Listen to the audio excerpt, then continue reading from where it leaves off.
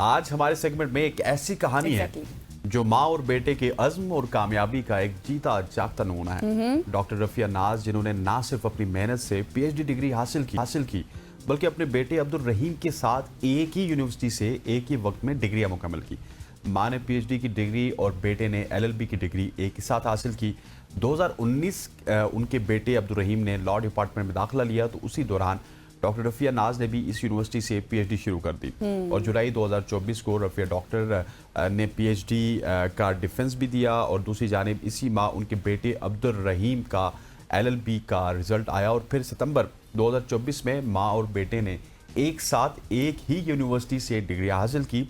एक माँ का अपने बेटे के साथ तालीमी सफ़र का ये हसीन लम्हा बेहद हौसला अफजा और हमें ये सिखाता है कि तालीम के सफ़र में कोई उम्र रुकावट नहीं बननी चाहिए। हिम्मत और लगन से इंसान हर ख्वाब को हकीकत बना सकता है। डॉक्टर रफिया नाज ने ना सिर्फ अपनी पीएचडी की डिग्री मुकम्मल की बल्कि अपनी इस कामयाबी को भी एक ख़ास बना दिया। आइए इनके इस सफ़र के हवाले से उन्हीं से जानते हैं। जी हाँ, डॉक्टर रफिया नाज साहिबा हमारे साथ मौजूद हैं। डॉक्टर साहिबा, अस्सलाम वालेकुम and a very good you, thank you for joining us. सबसे पहले तो ये बताएं कैसा सफ़र था अपने बच्चे के साथ और वक्त बाय वक्त जिस तरह टाइम टू टाइम आपने डिग्री हासिल की है, फिर आपके बेटे का भी रिजल्ट आता रहा, तो कैसा सफ़र था आपका? वालेकुम अस्सलाम और बहुत शुक्रिया आपका। मुझे ज़ाहिर है ये एक बहुत हसीन और बड़े खूबसूरत लम्हात थे कि आपने अपने ख्वाब, आप और आपके बेटों ने साइमल्टेनियसली अपने ख्वाबों को अचीव किया। तो डेफिनेटली ये मेरे लिए बड़ी प्राउड मोमेंट थी, खुशी की बात थी। और मैं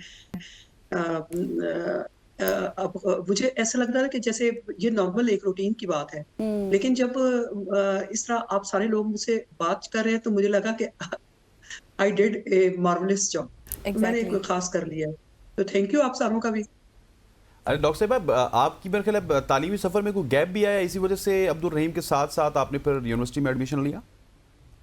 नहीं, इस तरह है कि मेरा गैप बिल्कुल भी नहीं आया। अच्छा। जब मेरी शादी हुई थी तो मैं चूंकि अपने वालिदैन की बेटियों में बड़ी बेटी थी और मेरी शादी हो गई थी फर्स्ट ईयर में। और आपको पता है मैं खैबर पख्तूनख्वा के एक डिस्ट्रिक्ट एबटाबाद से ताल्लुक़ रखती हूँ। एबटाबाद अब प्रोग्रेसिव है as compared to other parts of Khyber Pakhtunkhwa, लेकिन मेरी एक फैमिली जदून फैमिली, एक ट्रेडिशनल फैमिली, एक रवायती फैमिली थी। तो अच्छा, मेरा जब शादी हुई फर्स्ट ईयर में। जी जी जी जी जी डॉक्टर साहिबा, तो इससे पहले शादी हम आपस में जब डिस्कस कर रहे थे तो मैंने भी हसनैन को यही कहा, मैंने कहा शायद डॉक्टर साहिबा की जो शादी है वो थोड़ा जल्दी हुई होगी, इसलिए जो है वो अपने बेटे के साथ साथ उन्होंने तालीम हासिल की। अच्छा ये बताएं कि जब 2019 में आपके बेटे अब्दुल रहीम ने लॉ डिपार्टमेंट में दाखिला लिया तो आपने उस वक्त पीएचडी का आगाज़ किया, उस वक्त आपकी सोच कैसी थी और आपने क्या फील किया कि मैं कर पाऊंगी अपने बेटे के साथ, और घर का फिर ज़ाहिर है घर को भी मैनेज करना होता है?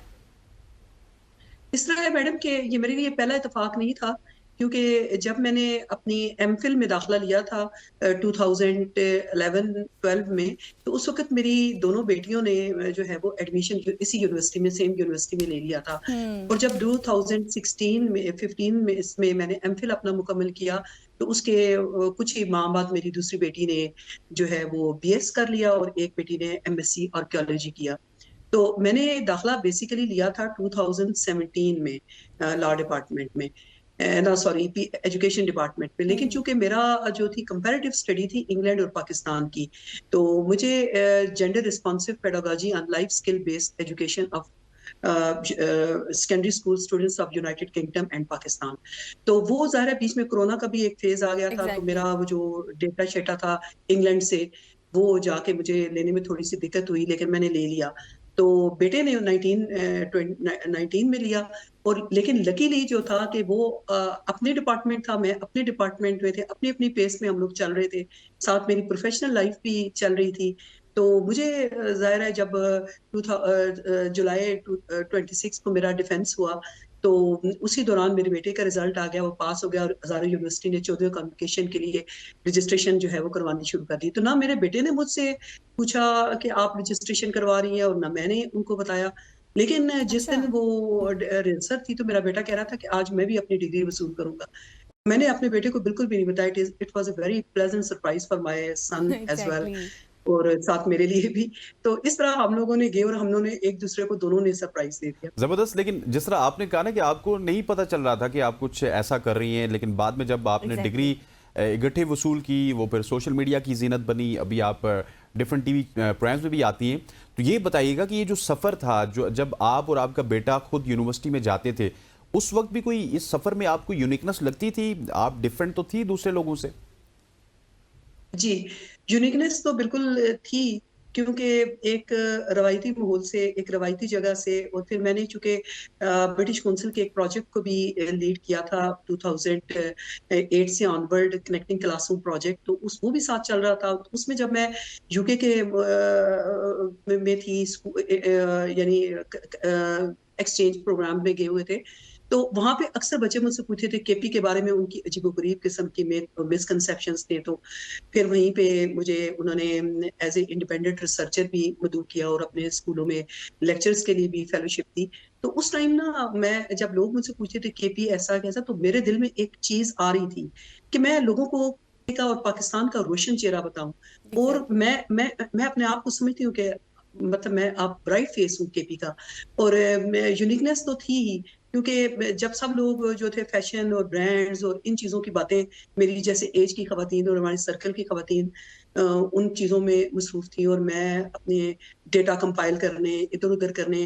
और अच्छा, ये पीएचडी तो कर रही थी, लेकिन इसके साथ भी मैंने यूनिकनेस मेरी थी, क्योंकि मैंने 5 मास्टर्स भी किए हैं इसी अपने फैमिली लाइफ के साथ। और हर दफा मेरी किसी ना किसी अचीवमेंट में मेरे बच्चियां जो है वो मेरे साथ होते थे। कभी मेरी बहन का, तो मेरी बहनें अक्सर मुझे हंसते हुए कहती थी, आपके तो बस हम आपको तो मुबारकबाद दे दे के थक गए हैं, तो आपने अब और क्या करना है। तो अब मेरी अम्मी एग्जैक्टली मुझे कहती है कि बस अब कुछ और रह गया। मैंने कहा, मेरी पोस्ट ऑक रह गया। सही, वैसे यकीनी तौर पर इट्स अ बिग अचीवमेंट। लेकिन डॉक्टर साहिबा, you are an example in front of all ladies, all girls जो अपनी स्टडी छोड़ देती हैं इस वजह से कि उनकी शादियां हो जाएंगी, या फिर और बहुत से मसाइल होते हैं, या फिर शादियां हो जाती हैं। एग्जैक्टली, तकरीबन इनकी 18-19 साल उम्र हुई होगी। एग्जैक्टली। लेकिन उसके बावजूद आपने जिस तरह से अपनी स्टडी को रखा, अपने घर को रखा, बाकी मामलात आपने, आप क्या मैसेज देंगी उन तमाम लड़कियों को जो रुकावट बना लेती हैं शादियों को भी या फिर दीगर मसाइल को भी?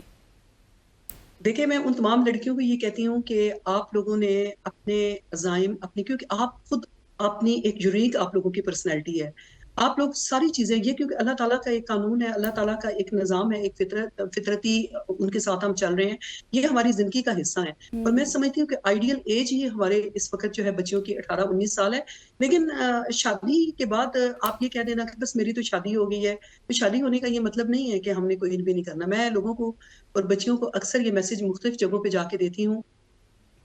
एक अशार की ज़बान में ही मैं को अपनी जी, जी। बात वो करूँगी कि बड़े लोगों में हम छोटों के सर ऊँचे नहीं होते, कि गमलों में जो शजर उगते हैं वो ऊँचे नहीं होते।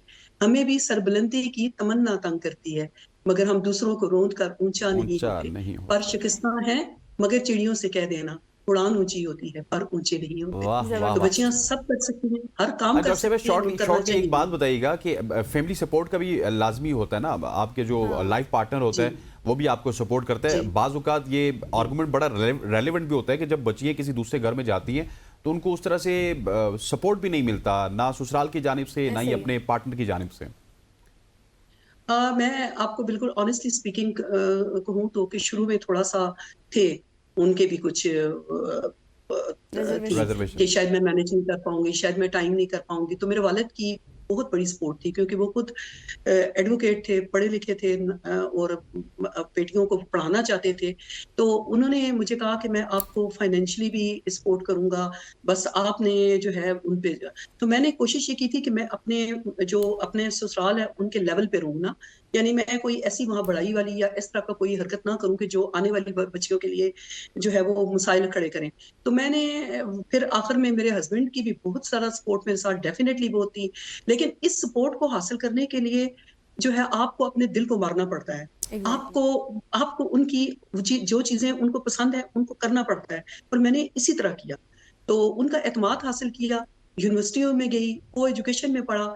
तो ज़ाहिर है उनको एक था मेरे ऊपर, वो बड़े फख्र महसूस करते थे और अब वो बहुत खुश होते हैं। बल्कि मैं पिछले दिनों को थोड़ी सी वो भी हो रही थी कि बस ये बहुत ज़्यादा वो हो गया है, तो मेरे हस्बैंड कहते हैं कि नहीं, ये बड़ी खुशी की बात है और तुम्हें ये मैसेज जो है वो सबको देना चाहिए कि औरतें सब कुछ कर सकती हैं, लेकिन ये है कि अपनी खानदानी रवायात, अपनी माशरती जो हदूद है उनको सामने रख। एग्जैक्टली ऐसा ही है। और माँ की गोद से लेके कब्र तक इल्म हासिल करो, चाहे इसके लिए तुम्हें चीन क्यों ना बिल्कुल। जाना पड़े। Thank you so much doctor साहिबा, आप हमारे साथ मौजूद थी और छोटा सा सेगमेंट था आपके साथ, लेकिन बहुत सारे मैसेजेस थे हम बिल्कुल। सब के लिए। यहाँ पर वक्त हुआ एक ब्रेक का, और ब्रेक के बाद हम दोबारा से मज़े मज़े सेगमेंट्स आपके साथ शेयर करेंगे। Stay with us.